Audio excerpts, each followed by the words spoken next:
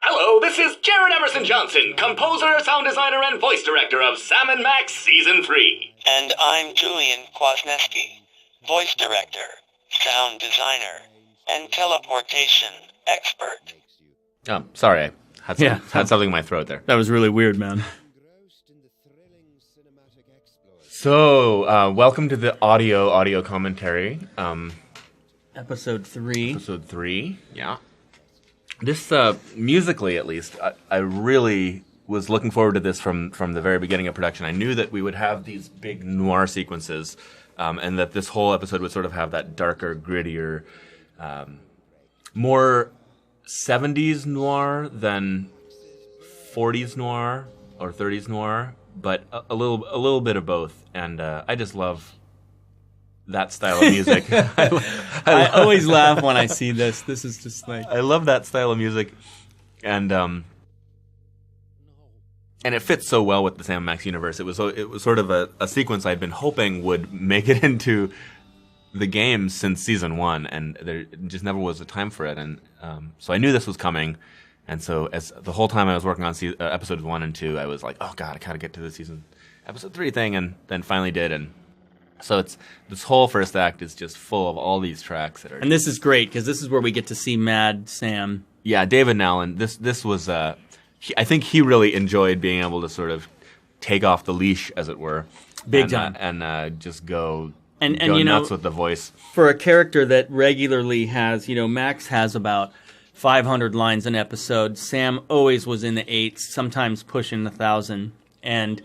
He's got a very, there's a style to Sam that makes him who he is, and he doesn't have a lot of variety. And when we had the opportunity, the opportunity was written in for us, so we could really let him start taking some liberty with that. And, and it just fits too. His sleeves are rolled up. He's pissed. He's got no hat. It's very, it just really matches what's going on.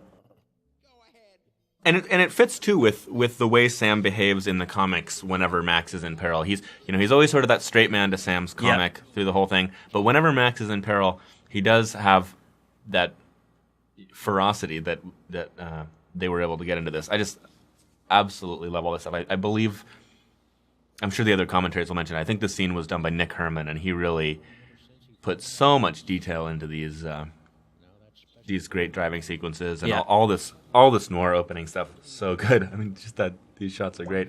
The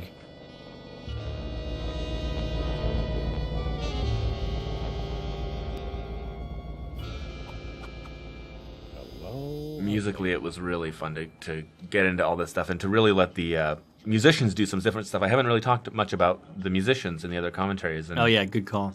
On this whole season, there were 4 main musicians. We had Jesse Wickman on the drums. He's been the drummer for all of Sam & Max since Culture Shock, in every episode, and he's fantastic and has a lot of depth and variety in what he can do. I mean, he's always solid on all the jazz stuff, but these episodes obviously call for various different styles as they go along, and he always bust it out. And some of my favorite stuff that he does, he always brings all the normal drum stuff, and he brings his sticks and brushes and mallets and everything, but he always also brings a box of just random percussion stuff and bows and other things that are a little more avant-garde, and most of the time we don't really have a use for them, but in some of these episodes we're able to get some wild stuff in, and that's always the most fun in those drum sessions, when he can get out the bow and do all this crazy scraping stuff on all the instruments and really get some unique, fun sounds. Oh.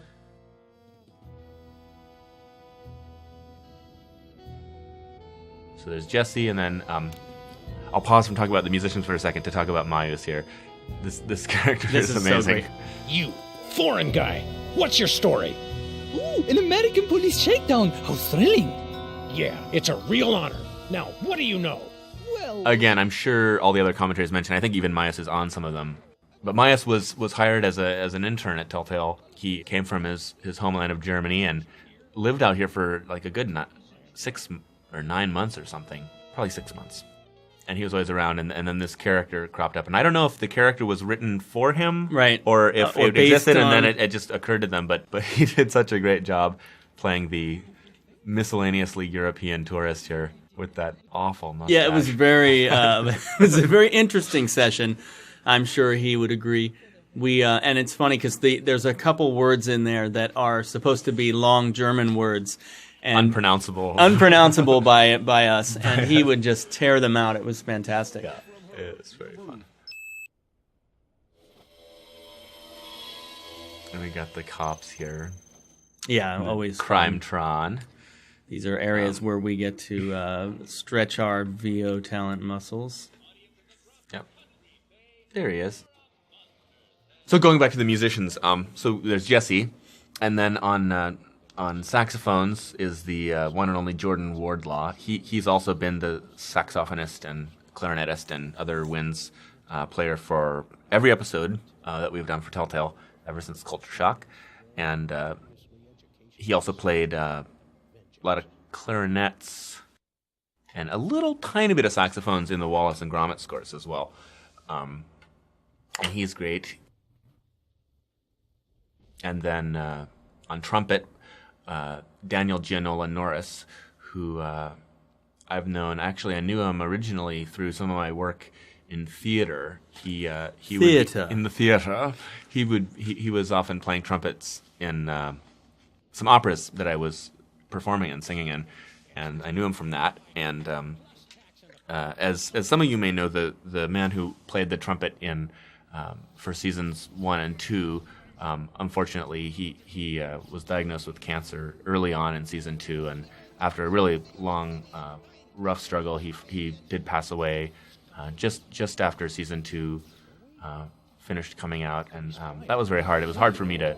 And there's the Devil's Toy Box. Obviously, it was hard emotionally, and then it was really hard to figure out how to replace him because he was such a. He was great. Such a. Such a one good of a guy, kind too. player, a great guy, total like old style professional studio guy with a list of experience and credits that would blow your mind. So I spent a lot of time thinking about how to replace Mike, and I actually brought Dan in for. He played when Mike was a little bit too sick. He played for, I think it was the 2nd and 3rd, and maybe even the 4th episodes of season 2. So it was sort of split between Mike and Dan on that. And then I brought Dan in full time to play cornets and other high brass on the Wallace and Gromit score. And so then when the 3rd season of Sam and Max rolled around, I gave Dan a call, and he was interested, and he just really did a great job of rising to the standards that Mike had set, and he did great playing throughout the whole season in a lot of different styles, and it really was the best possible situation since Mike obviously couldn't do it. And so I'm really grateful to Dan for stepping in and doing that, because it was sort of a sensitive issue for me because Mike had been such a big part of those early scores, and I really wanted to make sure that the same quality and the same character could carry on, and Dan really just nailed that and did a great job. And all these musicians, they know each other, and they all knew Mike, and so it was. I think it meant a lot to all of us to be able to continue the work, sort of in Mike's honor.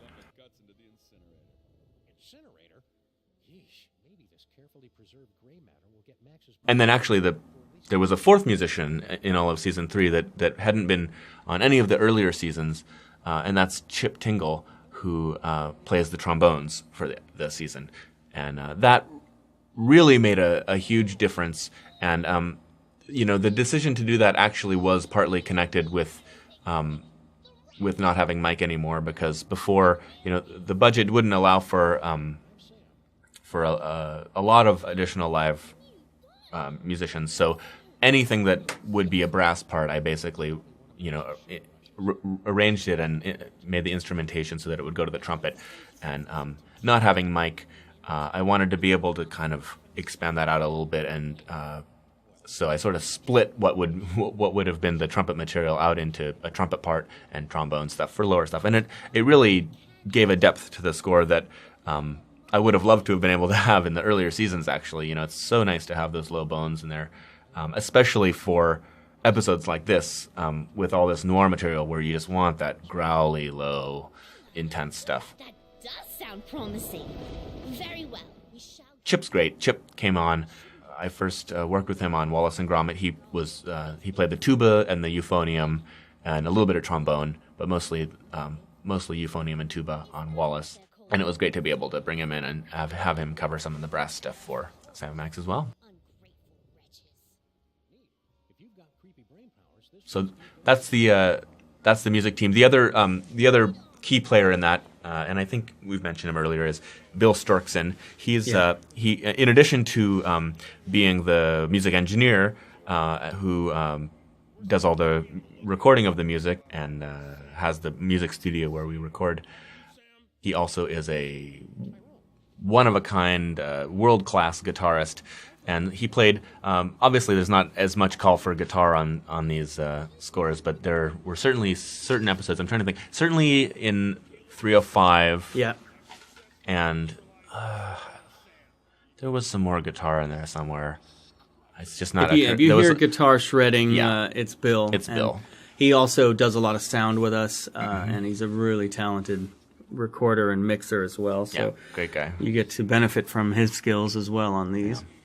I wish I can't remember what the other cues were. There was so much music in season 3. There was almost 3 hours, right? There was more than 3 hours, yeah. and the number of cues, it was more than 3 times as many individual pieces of music in this season than there were in either of the first and second seasons. Just because of the way the designs worked out, there tended to be many more environments per episode, and even more importantly, the nature of the environments tended to change more often over the course of the episodes. And this is a great example. It, you have this whole opening noir sequence that's all noir, and you have this planetarium and the museum, and then halfway through the episode, in this moment here, everything gets changed. It all becomes Egyptian. The planetarium becomes the throne room, and so basically everything had to be rescored with new music, which is great. It's fun, but it does make it hard for me to remember sometimes which cues were which and where that guitar was. You think?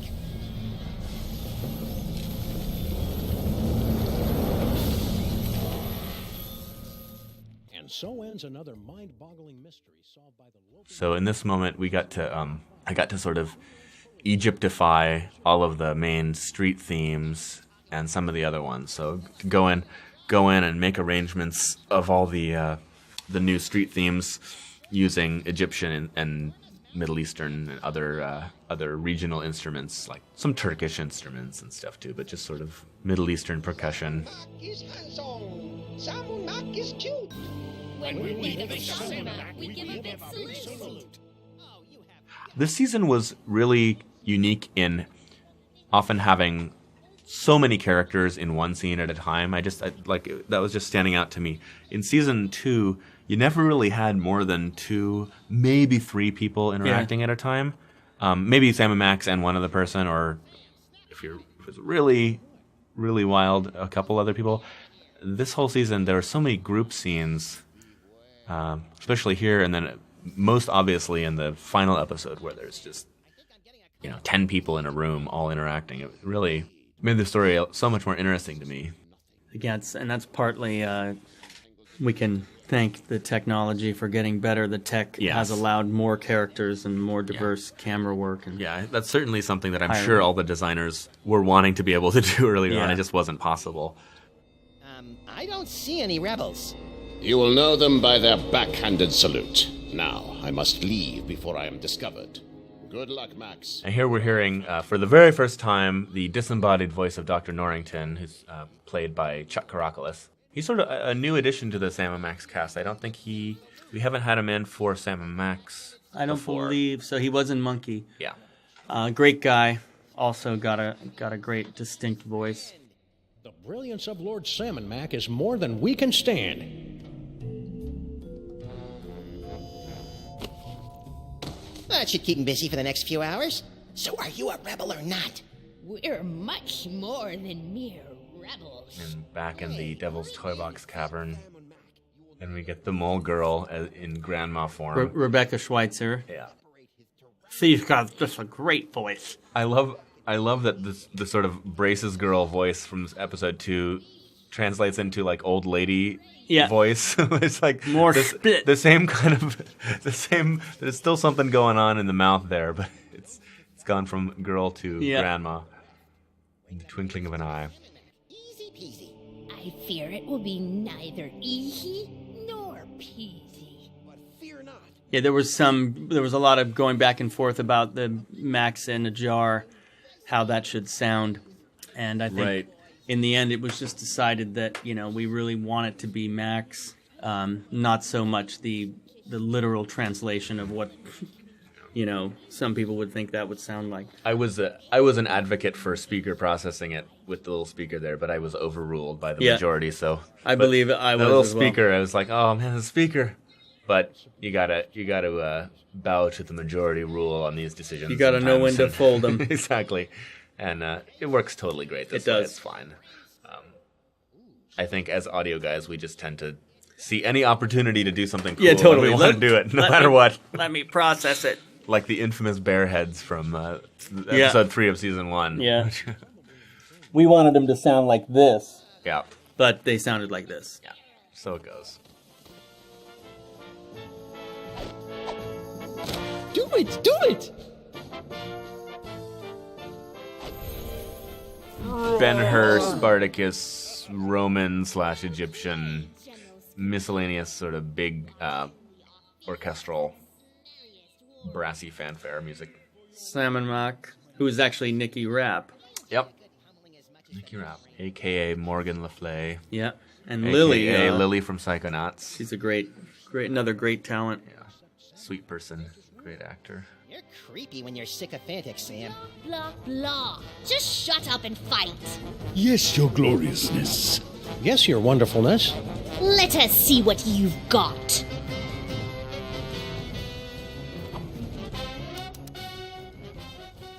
And this music now, we've got the, this is sort of the ode to Spock versus Kirk in the original Star Trek. Really fun to be able to do all these different things, and great to have such excellent musicians that could rip it up the way that they did. Yeah, totally. I believe in the words of Chip Tingle, when he saw the chart for this piece of music, he's like, all right, he's a man who likes his brass. And I think we all had a decent amount of fun doing it. Of you. I knew you could do it, Sam, even though I may have secretly placed some side bets against you. I couldn't have done it without you, Max. It's kind of tough to follow that with this, but on a really boring note, I saw the UI pop up there. Oh, right. We, after a couple seasons of not patching it, but just kind of living with what we had and using that, we really, the UI got a big redesign on this game, and so sonically we wanted to do something totally different, and we really spent some time working with it, and knowing how it would operate and how it would just since the user's in there constantly. This is. Well, especially the fact that it was the new UI, especially the dialogue UI, was so different from the traditional dialogue trees. Just a list of saying what you want to say. I thought that was a great improvement in the overall look, and it was really fun to be able to sort of meet that with the audio and score all the different options that were now there instead of just click the line you want to say.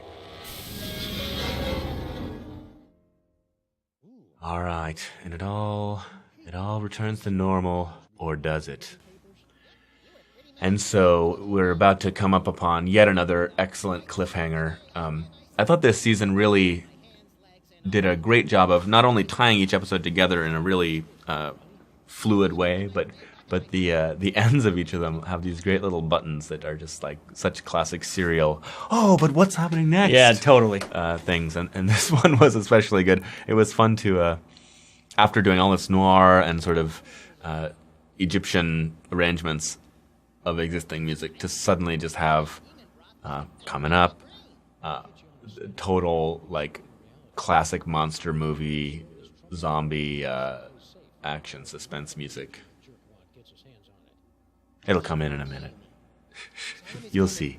There we go. It's coming. You don't have to repeat yourself. And besides, I'm right here. Actually, I love the look of these sets. This planetarium is just such a beautiful space. why don't you ask them? The music is just such a different style than anything else. It's just like a glimpse of what is to come. Max, Yes? shouldn't I be waking up about now? I can only imagine what the players must have been thinking, seeing this for the first time, not knowing where it goes. It's so different for us because we pretty much know, we know how it's going to be from the beginning. We know the basic shape of the entire Yeah, the arc season. is laid out. So it's like you see this, like, oh, it's okay. It's the clones that are going to be in the fourth episode. But it must have been a great surprise playing it through and have that pop up out of nowhere. And my favorite character from season 3, the narrator here, to close it on out. To these questions in our next chapter. Yes. Oh yes. Well, we'll talk to you again. Power of the mind. Episode 5. Yep. See you episode 5. Cheers.